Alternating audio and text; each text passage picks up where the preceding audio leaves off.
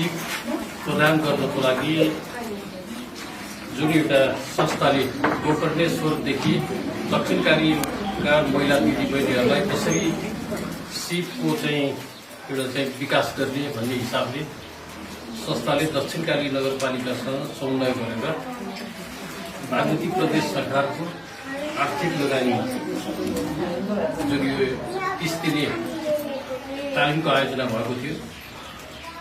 त्यो तालिमको आयोजना हुँदाखेरि मैले 2-4वटा कुराहरू यहाँसँग गरेको कुरा म स्मरण गर्न चाहन्छु। हामीसँग धेरैवटा प्रमाणपत्र जम्मा भइसकेका छन्। धेरै दिदीबहिनीहरूसँग 20औं प्रमाणपत्रहरू हामीले लिएर बसेको छौँ। तर हामीले प्रमाणपत्र धेरै बनाउन खोजेको होइन, सिप धेरै बनाउन खोजेको।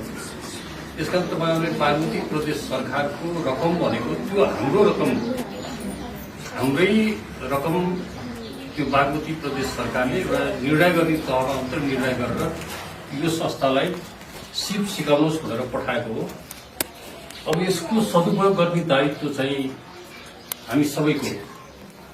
हामी सबै 30 दिनसम्म सँगै बसेर त्यो तालिम लिइरहनु भएका दिदीबहिनीहरूले त्यो जुन सिकेको कुराको सदुपयोग गर्नु हो भने प्रदेश सरकारले खर्च गरेको रकम साँच्चै भनेको ठाउँमा खर्च भयो भन्ने खालको अनुभूति हामी सबैले गर्न सक्छौँ।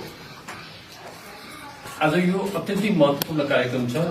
मैले अलिकति ढिला हुनु गएको कारणले मैले यहाँ सबैसँग परिचित हुन सकिनँ। यद्यपि बागमती प्रदेश सरकारको पनि प्रतिनिधित्व यहाँ भएको छ भन्ने मलाई लाग्छ। अवश्य पनि अब सबैजनालाई म स्वागत गर्न चाहन्छु। दक्षिणकाली नगरपालिकामा बागमती प्रदेश सरकारको तर्फबाट यति धेरै महिला दिदीबहिनीहरूलाई सिप सिकाउनको लागि जुन रकम विनियोजन गरिदिनु भयो, माननीय मन्त्रीज्यू लगायतको सचिवज्यूहरू सबैलाई म हार्दिक धन्यवाद भन्न चाहन्छु। यो एउटा क्रम सुरु भयो, बीचमा गएर क्रम भङ्ग नहोस्। फेरि पनि यो तालिमको लागि अर्को रकम पनि थप तालिम दिनको लागि अरू महिला दिदीबहिनीहरू पनि इच्छुक हुनुहुन्थ्यो।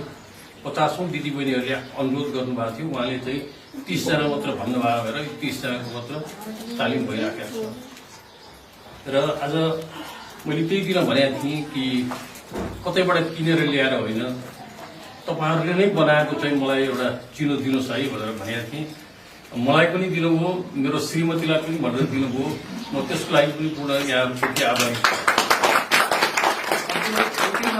तपाईँहरूलाई चाहिँ के छ भने कुनै पनि उद्यमी बन्नको लागि एकैचोटि करोडौं करोडको चाहिँ पुँजी बनाएर चाहिँ उद्यमी बन्ने होइन।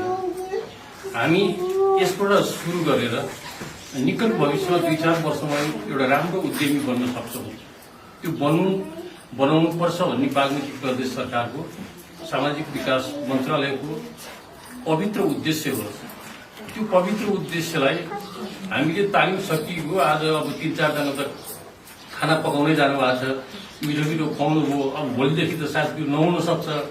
बिस्तारै हामी त्यो कुरा बिर्सिँदै गयौँ। यदि भनेदेखि त्यो रकम दुरुपयोग भए सरह हुन्छ। तपाईँहरूले यो काम फेरि गर्नु भएन भने त्यो साँच्चै त्यो पैसा चाहिँ बेकार खर्च भएको रूपमा जाने भएको हुँदा तपाईँहरूले त्यो सरकारको लगानी भएको पैसालाई सदुपयोग गर्नको लागि आफूले सिकेको, आफूले जानेको सिपलाई चाहिँ बजारसम्म लैजानको लागि कोसिस गर्नुहोस्। यदि तपाईँहरूले बनाएको सिप बिकेन भनेदेखि संस्थाको अध्यक्षज्यू मार्फत नगरपालिकालाई पनि तपाईँहरू अनुरोध गर्नुहोस्। हामीले बनाउनु त बनायौँ, हामीले बेच्न सकेनौँ, तपाईँहरूले पनि सहजीकरण गरिदिनु पर्यो भनेर भन्नुभयो भने त्यसमा हामी सहजीकरण पनि गरिदिन सक्छौँ। र हामीसँग सम्पर्कमा रहेका विभिन्न उद्यमीहरू, ठुल्ठुला उद्योग सञ्चालन, यहीबाट उद्योग सञ्चालन गरेका दिदीबहिनीहरू नै हुनुहुन्छ। अब यहाँहरूले पनि सुन्नुभएको छ, उद्यमीहरू महिला दिदीबहिनीहरू नै हुनुहुन्छ। उहाँहरू मार्फत तपाईँहरूलाई बजारको व्यवस्था पनि गरौँला। अर्को कुरा त दक्षिणकाली माताको मन्दिरमा लाखौं भक्तजनहरू आउँछन्।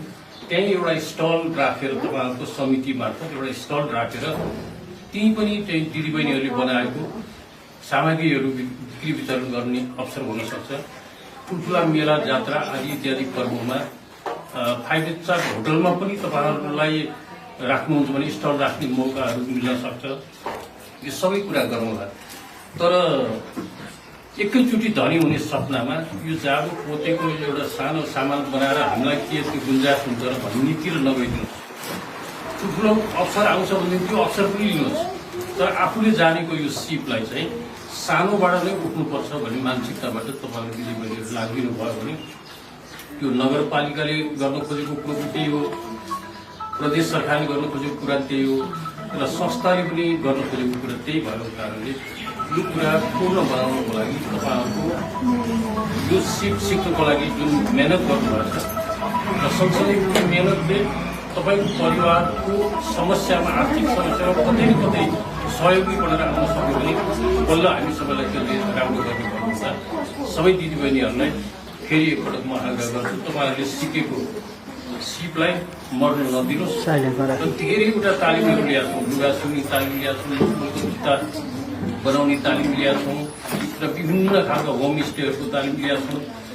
त्योभित्र तपाईँहरू पर्नु भए नपर्नु भए त्यो अलग कुरा हो, तर सिङ्गो दक्षिणकाली नगरपालिकामा चाहिँ हजारौँ दिदीबहिनीहरूले यस्तो तालिमहरू चाहिँ लिनुभएको छ र कतै पनि नगरपालिकाले प्रदेश सरकारले खर्च गरेर दिएको तालिमबाट मेरो घर परिवार पालियो भन्ने खालको चाहिँ कतैबाट सुन्न अहिलेसम्म पाइएको छैन। तर म आशा के कुरामा छु त भन्दाखेरि आशावादी छु भने संस्थाको अध्यक्षज्यू पनि त्यत्तिकै यो तालिमको मात्र प्रपञ्चवाले मिलाउनु भएको छैन। तपाईँहरूले बनाएको चिज कहाँ कसरी बजार छ भनेर पनि उहाँले खोजिराख्नु भएको छ र त्यसको लागि हामीले आवश्यक पर्ने साथ सहयोग नगरपालिकाले पनि दिन्छौँ। तपाईँहरू एकदमै ऊर्जाशील भएर भोलिबाट आफ्नो घरमा तयार गरेर एउटा समूह बनाएर मैले एउटा बनाएँ, यस्तो बनाएँ, एकअर्कोमा समुदाय गरेर तपाईँहरू काम गर्नुहोस्। त्यसको लागि फेरि पनि बजेट ल्याउनुको लागि संस्थाको अध्यक्षज्यू आफै परिपक्व हुनुहुन्छ, मान्य मन्त्रीज्यूलाई भन्नु परेदेखि म पनि भन्नुला, यहाँ उपस्थित रहनुभएका महानुभावहरूबाट पनि यो राम्रो कामको प्रशंसा गरेर फेरि बजेट हाल्नु पर्यो भन्ने कुरा पनि आउला। यति भन्दै यहाँहरू सबैलाई फेरि एकपटक हार्दिक बधाई शुभकामना।